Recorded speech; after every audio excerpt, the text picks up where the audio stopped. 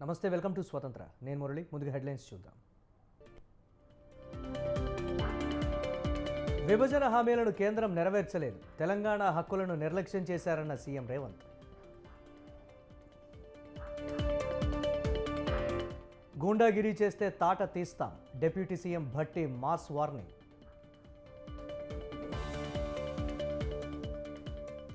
గులాబీ బాస్ వెంటే తెలంగాణ ప్రజలు. కేసులు దాడులకు భయపడబోమన్న జగదీష్ రెడ్డి.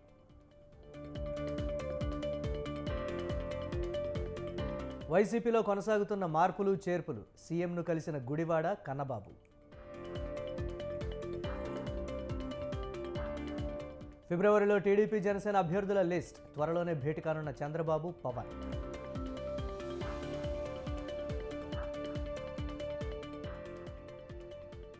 రెరా కార్యదర్శి శివబాలకృష్ణపై సస్పెన్షన్ వేటు. ఉత్తర్వులు జారీ చేసిన తెలంగాణ సర్కార్.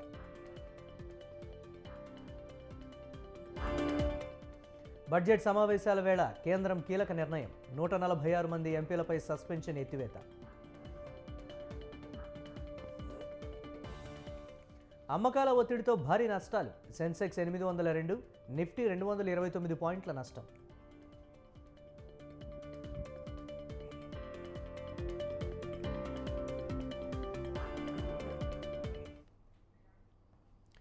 ఏపీ పునర్విభజన చట్టంలోని అంశాలను కేంద్రం నెరవేర్చలేదని సీఎం రేవంత్ రెడ్డి అన్నారు. తెలంగాణ హక్కులను కేంద్ర ప్రభుత్వం తీవ్రంగా నిర్లక్ష్యం చేసిందని ఆరోపించారు. ప్రధాని మోదీ ఇచ్చిన ఏ ఒక్క హామీ అమలు కాలేదని మండిపడ్డారు. లోక్సభ ఎన్నికల్లో మంచి ఫలితాల కోసం కృషి చేయాలని సీఎం పిలుపునిచ్చారు. ప్రజలకిచ్చిన హామీలను రాష్ట్ర ప్రభుత్వం అమలు చేస్తోందని చెప్పారు. ప్రజల్లోకి వెళ్లేందుకు ఫిబ్రవరి 2 నుంచి సభలు నిర్వహిస్తున్నామన్నారు. ఫిబ్రవరి 2న ఇంద్రవెల్లి సభను విజయవంతం చేయాలని సీఎం కోరారు. సమావేశాలకు సంబంధించి ఫిబ్రవరి 2 తారీఖు నాడు సాయంత్రం ఇంద్రవెల్లిలో మొట్టమొదటి కార్యక్రమాన్ని ఆదిలాబాద్ జిల్లా నుంచి చేపడుతున్నాము. ఆనాడు పిసిసి అధ్యక్షుడిగా బాధ్యతలు తీసుకున్న తర్వాత కాంగ్రెస్ పార్టీ మొట్టమొదటి కార్యక్రమాన్ని ఇంద్రవెల్లి నుంచే మొదలుపెట్టినాం. అక్కడి నుంచే కాంగ్రెస్ పార్టీ విజయ పరంపర మొదలైంది. అదే పరంపరను కొనసాగిస్తూ ఫిబ్రవరి 2 తారీఖు నాడు సాయంత్రం ఈ పార్లమెంటు ఎన్నికల సమర శంఖం ఇంద్రవల్లి నుంచి పూరిస్తున్నాము. మీరందరూ మీడియా మిత్రులు ఏ విధంగా అయితే గతంలో సహకరించిండ్రో భవిష్యత్తులో కూడా మీ వైపు నుంచి అదే రకమైన సహకారం ఉండాలి. మీరందరూ కూడా రావాల్సిందిగా మీకందరికీ ప్రత్యేకంగా పిసిసి అధ్యక్షుడిగా మీకందరికీ ఆహ్వానం. తెలంగాణ ప్రజలు గులాబీ బాస్ కేసీఆర్ వెంటే ఉన్నారని తేల్చి చెప్పారు మాజీ మంత్రి జగదీష్ రెడ్డి. కేసులకు దాడులకు గులాబీ శ్రేణులు భయపడారని స్పష్టం చేశారు. అధికార పార్టీ అరాచకాలపై గులాబీ దండు తిరగబడితే పాలక కాంగ్రెస్ పక్షం పత్తా దొరకదంటూ హెచ్చరించారు. అదే జరిగితే కాంగ్రెస్ పాలకులు ఢిల్లీలో తలదాచుకోవాల్సిన దుస్థితి ఎదురవుతుందన్నారు. దాడులతో రెచ్చిపోతే ఉపేక్షించేది లేదన్నారు. కేసీఆర్ నాయకత్వంలో ఎదిగిన వారికి మాత్రమే పాలనానుభవం ఉంటుందన్నారు. వాళ్ళ బాసుల వాళ్ళు ఉన్నోళ్ళు వీళ్ళ బాసులకే భయపడకుండా వచ్చిన వాళ్ళకి వీళ్ళంటే ఒక లెక్కనా? వీళ్ళంటే ఒక లెక్కనా? ఆ రోజు ఉన్నోళ్ళు రాజకీయ దురంధరులు, అనేక ఎత్తుగడలు ఉన్నోళ్ళు, భారతదేశాన్ని మేమే నడుపుతున్నామని అనుకున్న వాళ్ళు, వాళ్ళని కొట్టిన వాళ్ళకి ఇవాళకి మూర్ఖులు, ఇవాళ ఉన్నది మూర్ఖులు ప్రభుత్వంలో. వీటికి ఎవరికి ఒక ఆలోచన లేదు, పరిపాలించే చేత కూడా కాదు, పరిపాలన చేసే దమ్ము కూడా లేదు. మేం చేస్తామని ఉరుకొచ్చిండ్రు. మాకేంటి ప్రజలారా, మాకేంటి అని అడిగిండ్రు. సరే, ప్రజలు ఎందుకు ఆలోచన చేసి వీళ్ళు ఒకటే ఉరుకుతామంటారు కదా, మరి దురుకుతామంటారు కదా, ఒకసారి ఇద్దామని ఇచ్చిండ్రు. తీర చేతికి ఇస్తే ఎలకలబడ్డరు. పోరా లోపడి కంటే వామ్మోనేమోని బయటకు ఉరుకొస్తారు రూమ్లో పోమంటే. గంత చేతగా దద్దమ్మను దుంతోనికి ఏమన్నా ఏరడ్డమా నాగలికి? ఇవాళ జూబ్లీహిల్స్లో గూండాగిరి చేస్తే తాట తీస్తామంటూ వార్నింగ్ ఇచ్చారు deputy CM Bhatti Vikramarka. Parliament ఎన్నికల నేపథ్యంలో జూబ్లీహిల్స్ నియోజకవర్గంలోని కాంగ్రెస్ బూత్ కమిటీ సమావేశంలో భట్టి పాల్గొన్నారు.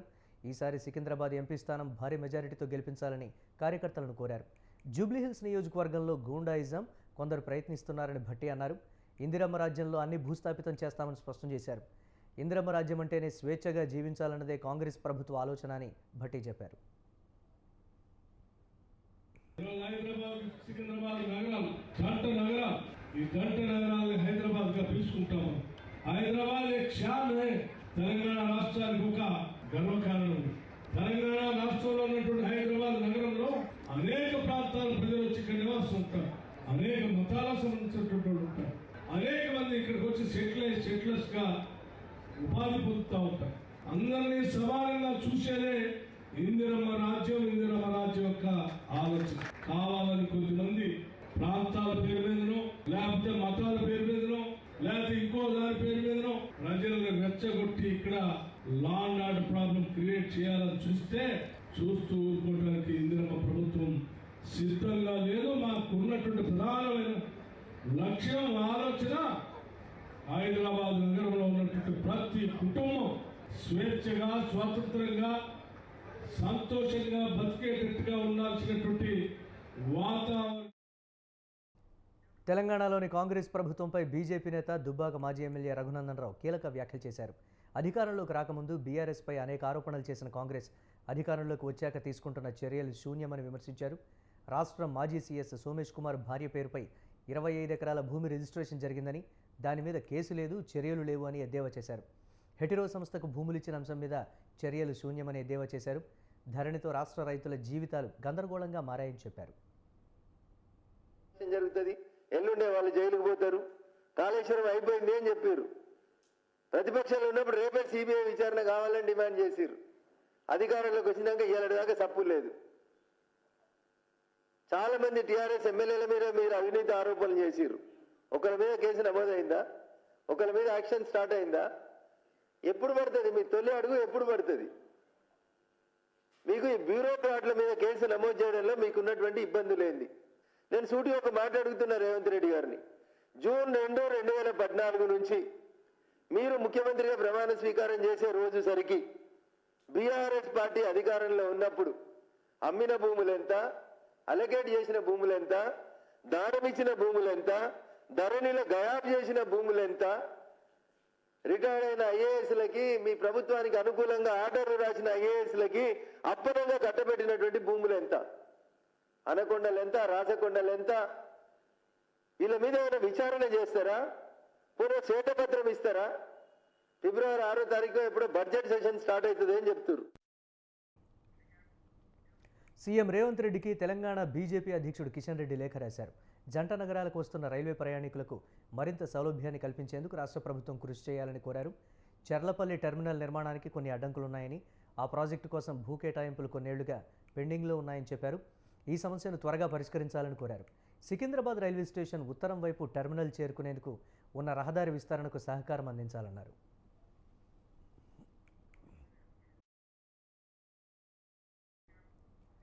మాజీ మంత్రి కేటీఆర్పై మైనారిటీలపై దొంగప్రేమ ఒలకబోస్తున్నారని ప్రభుత్వ సలహాదారు షబ్బీర్ అలీ ఫైర్ అయ్యారు. బీఆర్ఎస్ అధికారంలో ఉన్నప్పుడు మైనారిటీలకు ఏం చేశారని ప్రశ్నించారు. కామారెడ్డికి వచ్చి కేసీఆర్ ఎందుకు పోటీ చేశారని నిలదీశారు. ఒక్క అమాయకుడిని ఓడగొట్టడానికి ఎన్ని ప్రయత్నాలు చేశారని మండిపడ్డారు. కేసీఆర్ అధికారంలో ఉన్నప్పుడు మైనారిటీలకు చేసిందేమీ లేదని విమర్శించారు. తనకు కాంగ్రెస్ సర్కార్ సలహాదారులుగా నియమించిందన్నారు. మైనారిటీలకు కాంగ్రెస్ అవకాశాలు ఇస్తుందని షబ్బీర్ అలీ అన్నారు. కుమారుడైన కేటీఆర్ గారు ఈ మధ్యలో కాంగ్రెస్ పార్టీకి హద్దు పద్దు లేకుండా విమర్శిస్తున్నారు. మైనారిటీస్ మీద కాంగ్రెస్ పార్టీకు ఎలాంటి చిత్తశుద్ధి లేదు, ప్రేమ లేదు. లేకుంటే షబ్బీర్ అలీ గారికి స్టేట్ మినిస్టర్ ర్యాంక్ ఇచ్చినారు. ఈ 10 సంవత్సరాలు ఈ ప్రేమ ఎడుమైందా మైనారిటీ మీద? కేసీఆర్ గారు కామారెడ్డికి వచ్చి ఎమ్మెల్యేగా పోటీ చేస్తా అని వచ్చినాడు. 119 కాన్స్టిట్యున్సీలో ఆయన ఒకటి గజ్వేల్ పోతే 118 ఉంటాయి. 118 కాన్స్టిట్యున్సీ వదిలేసి ఒక కామారెడ్డి మైనారిటీ కాన్స్టిట్యున్సీ దొరికిందా నీకు? దాని మీద సమాధానం చెప్పు. ఫస్ట్ మీ నాయన కూడా ఓడిపోయిండు, రోడ్డు మీద వచ్చిండు. నేను కూడా ఓడిపోయి నేను కూడా రోడ్డు మీద వచ్చిన. అయినా కాంగ్రెస్ పార్టీ తక్షణమే నేను ఓడిపోయినా కూడా నన్ను తెలంగాణ గవర్నమెంట్ అడ్వైజర్గా చేస్తూ నిన్ననే మీరు గవర్నమెంట్ పోర్టల్లో కూడా చూసినారు, క్యాబినెట్ ర్యాంక్ అనౌన్స్ చేయడం జరిగింది. కాంగ్రెస్ మీద విమర్శ. తెలంగాణలో గవర్నర్ కోటాలో ఎన్నికైన ఎమ్మెల్సీల ప్రమాణ స్వీకారానికి హైకోర్టు బ్రేక్ వేసింది. తదుపరి ఉత్తర్వులు ఇచ్చే వరకు ప్రమాణ స్వీకారం చేయించవద్దని ఉన్నత న్యాయస్థానం ఆదేశాలు జారీ చేసింది. గవర్నర్ కోటాలో ప్రొఫెసర్ కోదండరాం, మీర్ అమీర్ అలీ ఖాన్ ఎమ్మెల్సీలుగా నియమితులయ్యారు. అయితే ఈ ఇద్దరితోనూ ప్రమాణం చేయించవద్దని కోర్టు ఆదేశించింది.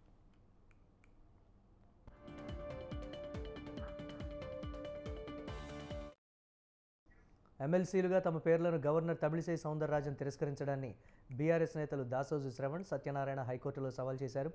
మంత్రిమండలి తీర్మానం చేసి పంపిన పేర్లను ఆమె తిరస్కరించారని పిటిషనర్లు కోర్టు దృష్టికి తీసుకొచ్చారు. ఈ అంశంపై స్పష్టత వచ్చే వరకు కోదండరాం, మీర్ అమీర్ అలీ ఖాన్ ప్రమాణ స్వీకారం చేయకుండా మధ్యంతర ఉత్తర్వులు ఇవ్వాలని కోరారు. గత ప్రభుత్వ హయాంలో మంత్రిమండలి చేసిన తీర్మానాన్ని కొత్త ప్రభుత్వం రద్దు చేసిందని గవర్నర్ కార్యదర్శి తరపు న్యాయవాది కోర్టుకు తెలిపారు. వాదనలు విన్న ధర్మాసనం స్టేటస్ కో విధిస్తూ తదుపరి విచారణ ఫిబ్రవరి 8వ తేదీకి వాయిదా వేసింది.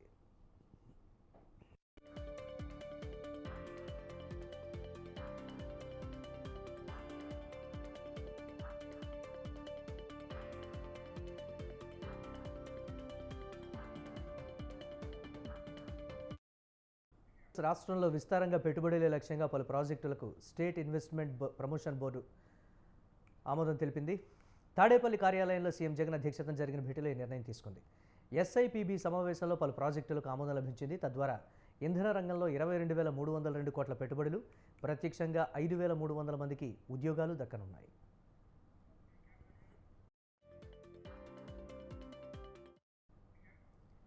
చంద్రబాబు సభలు నిర్వహిస్తున్నా ప్రజాస్పందన లేదని మంత్రి అంబటి రాంబాబు అన్నారు. తాను ఇది చేశానని చెప్పుకునే స్థితిలో కూడా చంద్రబాబు లేరని అన్నారు. చంద్రబాబు పరిపాలన అంతా తన వర్గం కోసమే జరిగిందని ఆరోపించారు. ప్రజలను మభ్యపెట్టాలని చంద్రబాబు ప్రయత్నిస్తున్నారని మండిపడ్డారు. చంద్రబాబుకు ఏం విజన్ ఉందో చెప్పగలరా అని ప్రశ్నించారు. స్కిల్ స్కామ్ కేసులో పట్టుబడి చంద్రబాబు 53 రోజులు జైల్లో ఉన్నారని తెలిపారు. తొలి సభ విజయం పార్టీ క్యాడర్కు మరింత నూతనోత్తేజం ఇచ్చిందని అంబటి అన్నారు. దస్తాలు మేనిఫెస్టో రిలీజ్ చేస్తాడు, లేనిపోని అన్ని చెబుతాడు, దానిలో పొందుపరుస్తాడు, అసాధ్యమైనవి కూడా చేసేస్తానంటే. మేనిఫెస్టో రిలీజ్ చేయటం, ఎన్నికల్లో గెలిపిస్తే మేనిఫెస్టోని మాయం చేసేటటువంటి విజన్ కలిగినటువంటి వ్యక్తి చంద్రబాబు నాయుడు గారు. చంద్రబాబు నాయుడు గారు అంటున్నాడు సిద్ధం అని. చంద్రబాబు నాయుడు గారే కాదు, పవన్ కళ్యాణ్ గారు ఆయన కూడా సిద్ధం అంటున్నాడు. దేనికయ్యా సిద్ధం? మీరు నాకు అర్థం కాలేదు. మీ ఇద్దరు కలిసి కూర్చుని మాట్లాడుకుని సీట్లే అనౌన్స్ చేయలేనటువంటి దౌర్భాగ్యమైన పరిస్థితిలో ఉన్నారో, డ్రామా ఆడుతున్నారో తెలియదు నీకు. పవన్ కళ్యాణ్ గారు ఎక్కడ నిలబడతాడో తెలియదు, అనౌన్స్ చేయరు. చంద్రబాబు నాయుడు గారు 1 నిలబడతాడో 2 నిలబడతాడో తెలియదు. వీళ్ళు సిద్ధం అంట. దేనికయ్యా మీరు సిద్ధం?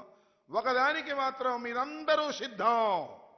ఎన్నికలు అయిపోయిన తర్వాత తట్ట బొట్ట సర్దుకొని హైదరాబాదు నివాసానికి చేరడానికి అందరూ సిద్ధం. జగన్ ఓటమికి కౌంట్డౌన్ స్టార్ట్ అయిందని అన్నారు మాజీ మంత్రి నక్కా ఆనందబాబు. కోట్ల అవినీతిలో కూరుకుపోయి జైల్లో ఉండి వచ్చిన జగన్ చంద్రబాబుపై సాక్ష్యాలు లేని కేసులు పెట్టి బురద జల్లాలని చూస్తున్నారని విమర్శించారు. బాపట్ల జిల్లా వేమూరులో నారా భువనేశ్వరి నిజం గెలవాలి యాత్రలో నక్కా ఆనందబాబు పాల్గొన్నారు. జగన్ చేతిలో సిఐడి వ్యవస్థ ఉంది కాబట్టే చంద్రబాబుపై కేసులు పెట్టారని విమర్శించారు. జగన్ను గద్దె దించి తరిమి కొట్టడానికి ప్రజలు సిద్ధంగా ఉన్నారని హెచ్చరించారు. జగన్ ఓటమి తర్వాత మళ్లీ జైలుకు వెళ్లడానికి సిద్ధంగా ఉండాలని నక్కా ఆనందబాబు తెలిపారు. నారా చంద్రబాబు నాయుడు గారి సతీమణి నారా భువనేశ్వరి గారు నిజం గెలవాలి కార్యక్రమం ద్వారా చంద్రబాబు నాయుడు గారి అక్రమ అరెస్టు సందర్భంగా దిగులుతో హఠాన్ మరణం ఏదైనటువంటి కుటుంబాల పరామర్శ ఇటీవల జరుగుతూ ఉంది.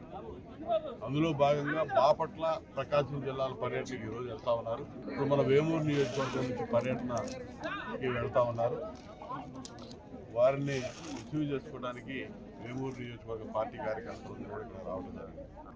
అన్యాయంగా అక్రమంగా నారా చంద్రబాబు నాయుడు గారు 14 ఏళ్లు ముఖ్యమంత్రిగా, ప్రతిపక్ష నాయకుడిగా దేశంలోనే గొప్ప పేరు ప్రఖ్యాతులు ఉన్నటువంటి వ్యక్తి చంద్రబాబు నాయుడు గారు. ఈరోజు నారా చంద్రబాబుకు ఇవే చివరి ఎన్నికలు అని ఎంపీ కేశినేని నాని అన్నారు. విద్యారంగంలో సీఎం జగన్ విప్లవాత్మక మార్పులు తీసుకొచ్చారని తెలిపారు. పేద పిల్లలకు ఇంగ్లీష్ మీడియాన్ని అందుబాటులోకి తెచ్చారని, అభివృద్ధి అంటే ఏంటో సీఎం జగన్ చేసి చూపించారని కేశినేని నాని స్పష్టం చేశారు. పేదలకి ఈరోజు జగన్మోహన్ రెడ్డి గారు పేదల పక్షపాతి కాబట్టి నేను చెప్పేది ఏంటంటే శాసనాలు చెప్పాము. 24 ఆఖరి ఎన్నికలు చంద్రబాబు నాయుడు గారి తెలుగుదేశం పార్టీ కానీ చంద్రబాబు నాయుడు గారి పరిపాలన లొకేషన్ కానీ. అందుకే మీరు చూస్తే ఆయన ఇప్పుడు కూడా ఆయన సొంత ఇల్లు లేదు ఆంధ్రప్రదేశ్. ఆయన నారావారిపల్లిలో వాళ్ళ తాతగారు నాన్నగారు కట్టిన తప్ప తర్వాత బాగు చేస్తున్నారు. ఆ ఇంటిని ఇప్పటికి కూడా అమరావతి నా అమరావతి 29 గ్రామాలు అక్కడ రియల్ ఎస్టేట్ పెరగాలంటున్నాడు తప్ప ఇంతవరకు సభ్యులు కట్టుకోవాలి చంద్రబాబు నాయుడు. ఎందుకు కట్టుకోలేదు? ఆయనకి డౌట్. 19లో ఓడిపోతానని తెలుసు, రేపు 24లో ఓడిపోతానని తెలుసు. కాబట్టి తన సొంత రాష్ట్రాన్ని తెలంగాణ వెళ్ళిపోవడం కోసం ఓటామల్ని రెడీగా ఉన్నాడు. ఎట్టి పరిస్థితుల్లో చంద్రబాబు నాయుడు గారు ఓడిపోవడం ఖాయం. చంద్రబాబు నాయుడు గారు పేదలకి వైసీపీ నుంచి తనకు బెదిరింపు కాల్స్ వస్తున్నాయని అయ్యన్న పాత్రుడు అన్నారు. తనకు ప్రాణహాని ఉందని గన్ లైసెన్స్కు దరఖాస్తు చేశానన్నారు. షర్మిలకు కూడా ప్రాణహాని ఉందని కాంగ్రెస్ రక్షణ కల్పించాలన్నారు. తన కుమారుడికి అనకాపల్లి ఎంపీ సీటు కావాలని అధిష్టానాన్ని అడిగానని అయ్యన్న పాత్రుడు తెలిపారు.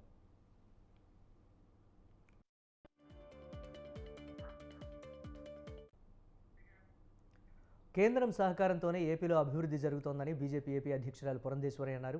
గుంటూరులో జరిగిన బీజేపీ విజయ సంకల్ప సభకు పురంధేశ్వరి హాజరయ్యారు. ఈ సందర్భంగా కేంద్రం సహకారంతోనే ఏపీలో అభివృద్ధి జరుగుతోందని పురంధేశ్వరి అన్నారు. రాష్ట్రంలోని ఆసుపత్రుల్లో ఆరోగ్యశ్రీ వైద్య సేవలు అందట్లేదని తెలిపారు. రాజధాని లేని రాష్ట్రంగా ఏపీని తయారు చేశారని పురంధేశ్వరి మండిపడ్డారు.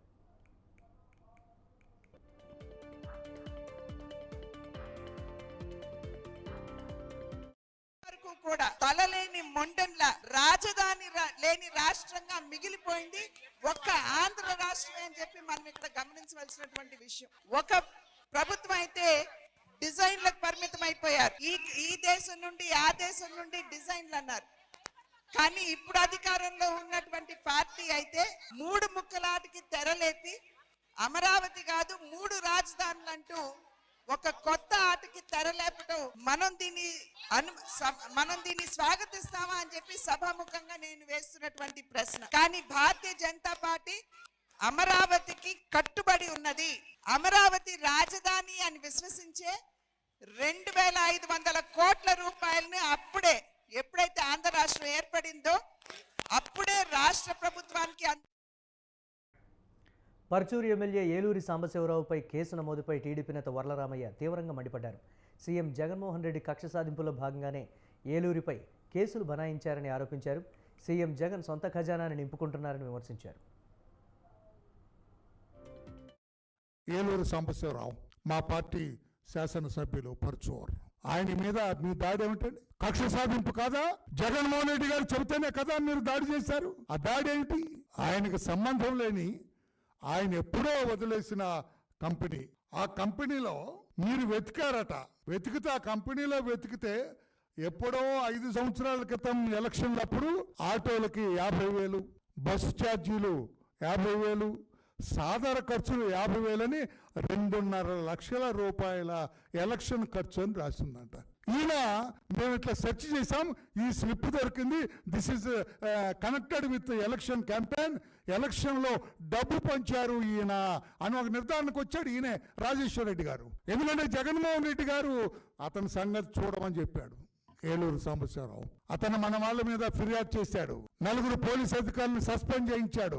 దొంగ ఓట్ల గురించి మన బండారం అంతా బయట పెట్టాడు. అతన్ని వదలొద్దని రాజేశ్వర రెడ్డి గారికి హుకుం జారీ చేశారు. ఏలూరు సాంబశివరావు మా పార్టీ. రానున్న సార్వత్రిక ఎన్నికల్లో జనసేన కూటమి అభ్యర్థులు గెలిపే లక్ష్యంగా ప్రతి ఒక్కరూ కృషి చేయాలని జనసేన నాయకులు కొనతాల రామకృష్ణ పిలుపునిచ్చారు. అనకాపల్లి పార్టీ కార్యాలయంలో మాజీ ఎమ్మెల్యే పంచకర్ల రమేష్ అధ్యక్షతన ఉత్తరాంధ్ర జిల్లాల నాయకులతో ఆత్మీయ సమావేశం జరిగింది. వైసీపీ ప్రభుత్వం వైఫల్యాలను ప్రజల్లోకి తీసుకెళ్లాల్సిన బాధ్యత జన సైనికుల్లో ఉందన్నారు. ఈ కార్యక్రమంలో జనసేన రాష్ట్ర నాయకులు పార్థసారథి, బొలిశెట్టి సత్య తదితరులు పాల్గొన్నారు. ముఖ్యమంత్రి గారు గదిలో పెట్టుకొని వాళ్ళకి ఆ సగ్గువంశంలో ఏం చేస్తారో వాటి గురించి మనం ఆలోచించాల్సిన అవసరం లేదు. సభ్య సమాజంలో ఇటువంటి సంస్కారహీనమైనటువంటి చర్య బహుశా స్వతంత్ర భారతదేశంలో ఎప్పుడు జరిగి ఉంటుంది. అక్కడ కూడా అందరూ కూడా ఖండించాల్సినటువంటిది. రాజకీయంగా విభేదాలు ఉంటాయి, సిద్ధాంతపరంగా విభేదాలు ఉంటాయి. సిద్ధాంతపరంగా పోరాటం చేయండి, రాజకీయ పరంగా పోరాటం చేయండి, కానీ ఈ రకంగా చేయడం అన్నది ఒక సొంత పార్టీ ఎంపీనే జైల్లో పెట్టి కావాలి. తెలంగాణలో వచ్చే వేసవిలో తాగునీటి ఎద్దడి తలెత్తకుండా ఇప్పటి నుంచే ప్రణాళికలు రూపొందించుకోవాలని ముఖ్యమంత్రి రేవంత్ రెడ్డి ఆదేశించారు. కేవలం గోదావరి, కృష్ణా నదులు, కొత్తగా ఏర్పడ్డ రిజర్వాయర్లను తాగునీటి అవసరాలకు వినియోగించుకోవాలని సీఎం సూచించారు. అందుకు అనుగుణంగా కొత్త ప్రతిపాదనలు సిద్ధం చేయాలని తెలిపారు. మల్లన్న సాగర్, కొండపోచమ్మ సాగర్, రంగనాయక సాగర్ లాంటి కొత్తగా ఏర్పడ్డ రిజర్వాయర్లన్నింటినీ తాగునీటికి వాడుకోవాలని సూచించారు. సచివాలయంలో పంచాయతీరాజ్ గ్రామీణాభివృద్ధి విభాగాలపై సీఎం రేవంత్ సమీక్ష నిర్వహించారు. గ్రామాల్లో తాగునీటి నిర్వహణ విధులను సర్పంచులకు అప్పగించాలని ముఖ్యమంత్రి సూచించారు.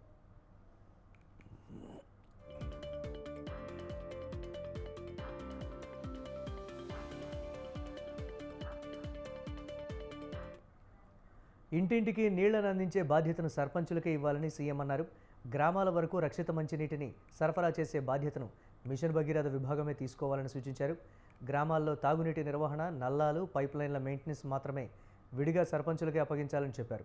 ఇప్పటి వరకు మిషన్ భగీరథలో చేపట్టిన ఇంట్రా విలేజ్ వర్క్స్, ఇంటింటికి నల్లా నీటిని సరఫరా చేసే నిర్వహణ ఎవరూ పట్టించుకోవడం లేదని ముఖ్యమంత్రి అన్నారు.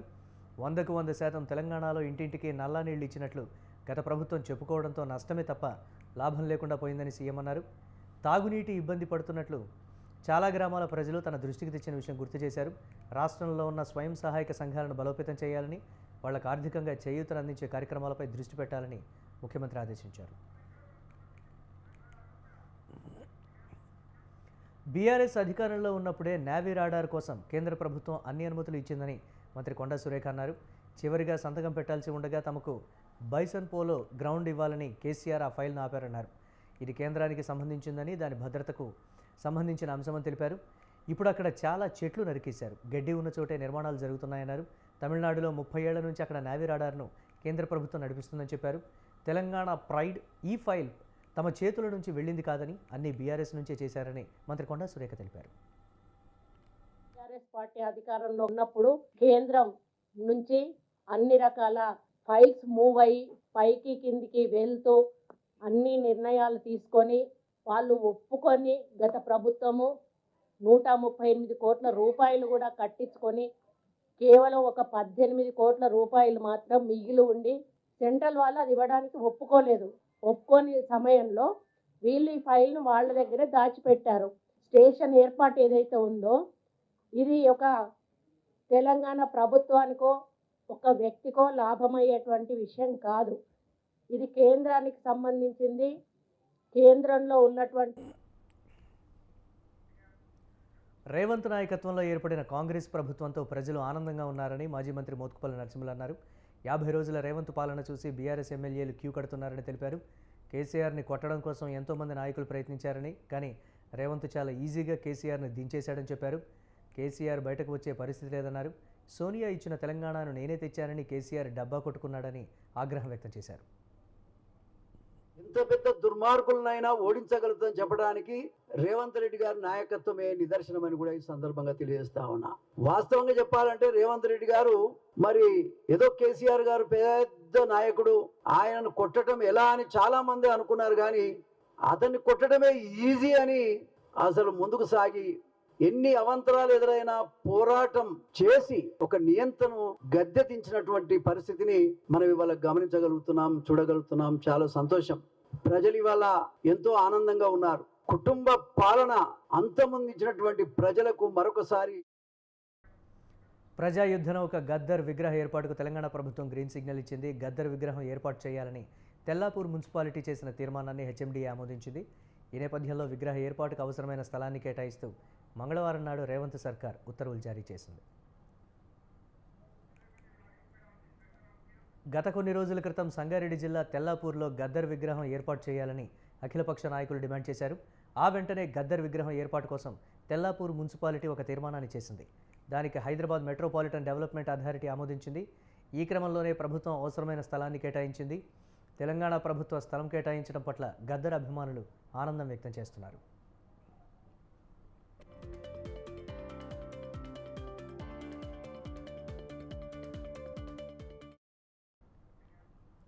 తిరుపతి ప్రధాన రోడ్లపై సినిమా షూటింగ్లకు అనుమతి ఇవ్వొద్దని బీజేపీ నేతలు పోలీసులకు కంప్లైంట్ చేశారు. సినిమా షూటింగ్ వల్ల భక్తులు, విద్యార్థులు తీవ్ర ఇబ్బందులు పడుతున్నారని ఆగ్రహం వ్యక్తం చేశారు. షూటింగ్ పేరుతో గంటల కొద్దీ ట్రాఫిక్ జామ్ అవుతోందని ఈ సందర్భంగా తెలియజేశారు. కూడా దౌర్జన్యం చేశారు. కొన్ని ఛానల్కి సంబంధించి కెమెరామెన్ ఫోన్లు పగిలిపోవడం జరిగింది. కెమెరామెన్ని దాదాపు 20 మంది చుట్టి వారిపై దౌర్జన్యానికి రావడం జరిగింది. వారి మీద ఖచ్చితంగా కేసు నమోదు చేయాలని చెప్పి భారతీయ జనతా పార్టీ డిమాండ్ చేస్తుంది. కేసు నమోదు చేయకపోతే ఖచ్చితంగా ప్రైవేట్ కంప్లైంట్ ద్వారా మేము కేసు వేస్తామని చెప్పి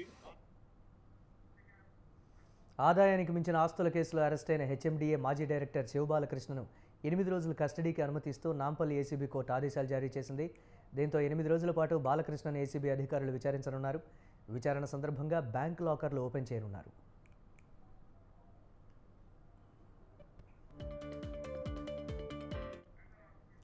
శివబాలకృష్ణ మోసాలపై ఏసీబీ అధికారులు విచారణ చేయనున్నారు.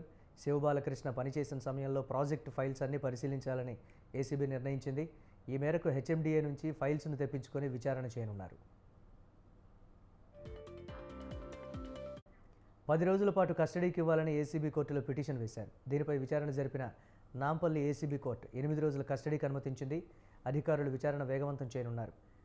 పుప్పాలగూడలో 1000 కోట్ల ప్రాజెక్టు అనుమతులపై అవకతవకలు జరిగాయని, దానికి సంబంధించిన ఫైల్స్ హెచ్ఎండిఏ ఇవ్వాలని కోరుతూ సంబంధిత అధికారులకు ఏసీబీ లేఖ రాసింది.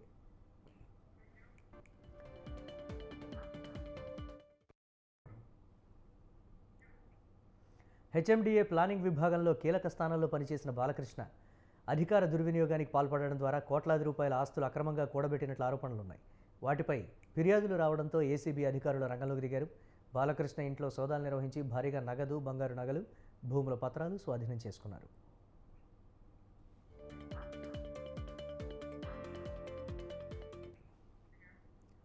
హైదరాబాద్లోని రామానాయుడు స్టూడియోస్లో హనుమాన్ మూవీని మాజీ ఉపరాష్ట్రపతి వెంకయ్యనాయుడు వీక్షించారు. దర్శకుడు ప్రశాంత్ వర్మ ఈ మూవీని అద్భుతంగా తెరకెక్కించారన్నారు. భారతీయ ఇతిహాస వీరుల్లో ఒకరైన ఆంజనేయ స్వామి స్ఫూర్తిగా తెరకెక్కించిన ఈ చిత్రంలోని ప్రతి ఘట్టం ఆకట్టుకుందని తెలిపారు.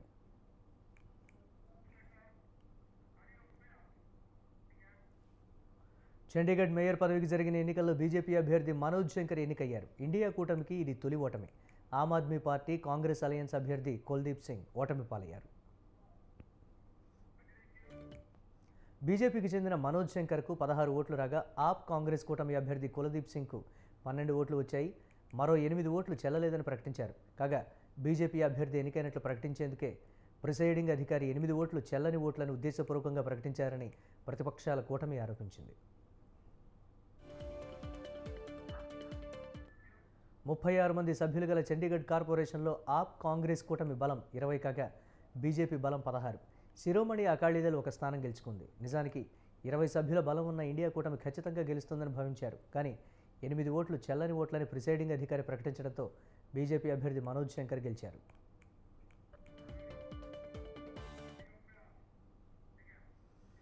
భారత నావికాదళానికి చెందిన యుద్ధనౌక ఐఎన్ఎస్ సుమిత్ర సోమాలియా సముద్రపు దొంగలు హైజాక్ చేసిన నౌకలో సిబ్బందిగా ఉన్న 19 మంది పాక్ పౌరులను రక్షించింది. భారత నౌకాదళానికి చెందిన ఆఫ్షోర్ పెట్రోలింగ్ నౌక INS Sumitra Somalia Gulf of Aden తూర్పున anti piracy, maritime security operations కోసం మోహరించింది. జనవరి 28న ఇరాన్కు చెందిన మత్స్యకారుల నౌక ఇమాన్ను సముద్రపు దొంగలు హైజాక్ చేయగా, ఐఎన్ఎస్ సుమిత్ర అడ్డుకొని ఆ నౌకలోని 17 ఇరానియన్ జాతులను సురక్షితంగా విడిపించింది. ఎఫ్వి ఇమాన్ను హైజాక్ చేసిన 11 సోమాలి సముద్రపు దొంగలను పట్టి బంధించింది. ఫిషింగ్ నౌక అల్ నయీమిని ఆ నౌకలో సిబ్బందిగా పనిచేస్తున్న 19 మంది పాకిస్తానీ జాతీయులను రక్షించింది.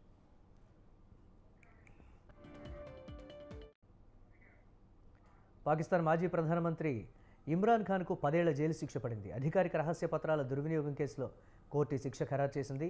తోషాఖానా కేసులో ఇమ్రాన్ ఖాన్కు ట్రయల్ కోర్టు విధించిన శిక్షను ఇస్లామాబాద్ హైకోర్టు ఇటీవల నిలిపివేసింది. అయితే ఆ వెంటనే సైఫర్ కేసులో ఆయన అరెస్ట్ అయ్యారు. ప్రస్తుతం రావల్పిండిలోని అడియాలా జైల్లో ఉన్నారు. ఈ కేసులో పాక్ ఫెడరల్ ఇన్వెస్టిగేషన్ ఏజెన్సీ గతేడాది సెప్టెంబర్లో ఇమ్రాన్ ఖాన్, ఖురేషీలపై ఛార్జ్షీట్ సమర్పించింది. భద్రతా సమస్యల దృష్ట్యా ప్రత్యేక కోర్టు న్యాయమూర్తి అబ్దుల్ హస్నత్ జుల్కన్రైన్ ఈ జైల్లోనే ఇటీవల విచారణ చేపట్టారు. తాజాగా వారికి 10 ఏళ్ల శిక్ష విధిస్తూ తీర్పు వెలువరించారు.